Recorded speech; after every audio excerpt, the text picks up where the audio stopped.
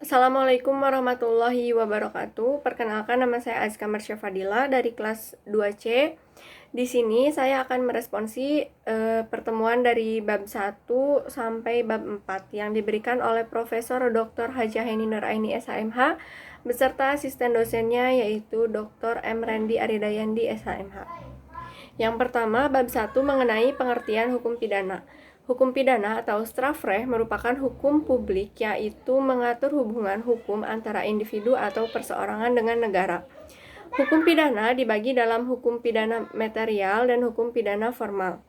Nah, menurut Profesor Mulyatno, hukum pidana material terdiri dari 3, yaitu perbuatan pidana, pertanggungjawaban pidana, dan sanksi pidana. Perbuatan menyangkut asas legalitas, sedangkan pertanggungjawaban yang berhubungan dengan asas kesalahan. Lalu ada fungsi hukum pidana. Fungsi hukum pidana dibagi menjadi 2, ada fungsi umum dan fungsi khusus. Lalu ada sumber hukum pidana. Lalu ada pengertian hukum pidana, yaitu hukum pidana material dan hukum pidana formal.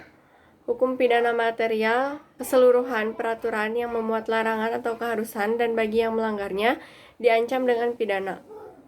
Lalu berisi keharusan dan larangan yang harus dilaksanakan diatur berdasarkan asas legalitas. Lalu mengatur tentang siapa yang dapat dimintai pertanggungjawabannya diatur berdasarkan asas kesalahan. Lalu ada hukum pidana formal, keseluruhan peraturan yang memuat hak atau cara-cara negara untuk memberikan pemidanaan terhadap orang-orang yang melakukan perbuatan yang terlarang. Lalu merupakan hak negara yang dilakukan oleh aparat penegak hukum.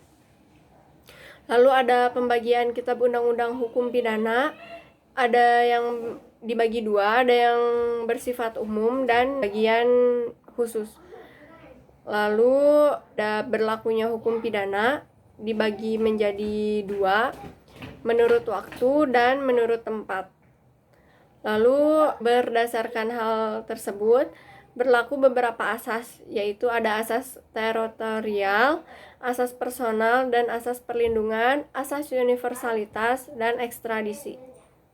Lalu saya akan mereview pertemuan bab kedua tentang tindak pidana atau strafbarfeit. Istilahnya itu lebih banyak dipergunakan istilah tindak pidana dibanding perbuatan pidana, peristiwa pidana, atau pelanggaran pidana.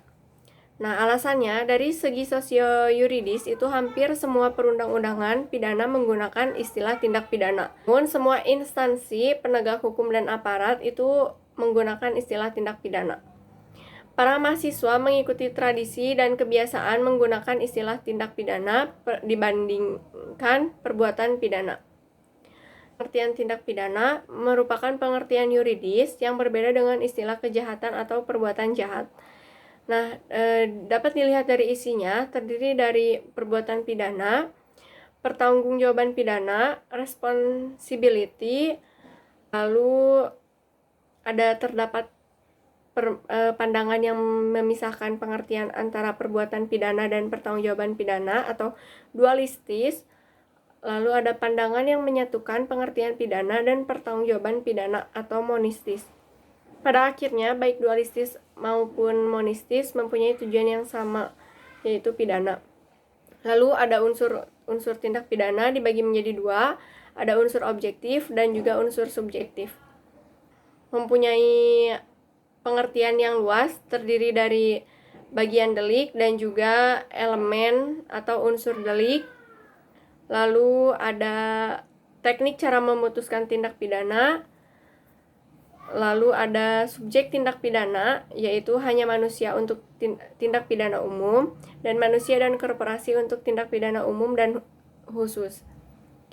Lalu ada jenis-jenis tindak pidana menurut KUHP, itu kejahatan buku 2 pasal 104 sampai 488 KUHP.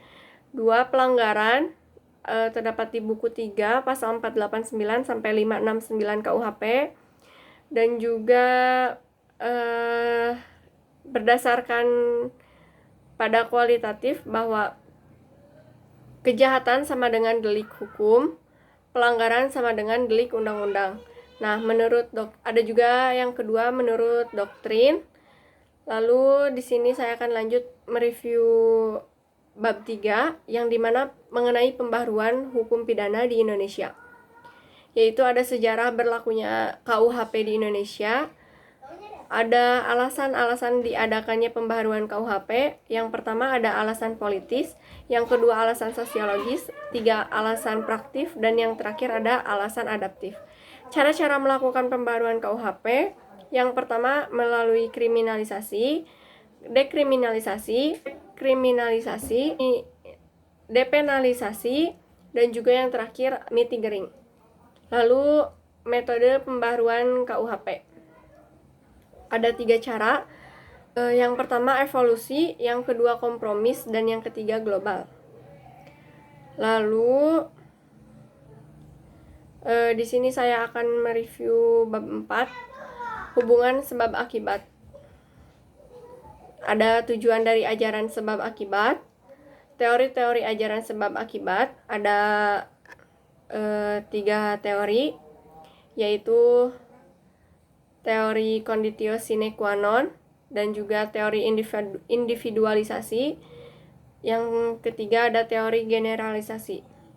Ada tinjauan terhadap teori kausalitas, dan yang terakhir ada teori kausalitas dalam hal tindak berbuat. Mungkin cukup sekian responsi bab 1 sampai bab 4 dari saya. Kurang dan lebihnya mohon dimaafkan. Wabillahi taufiq wal hidayah. Wassalamualaikum warahmatullahi wabarakatuh.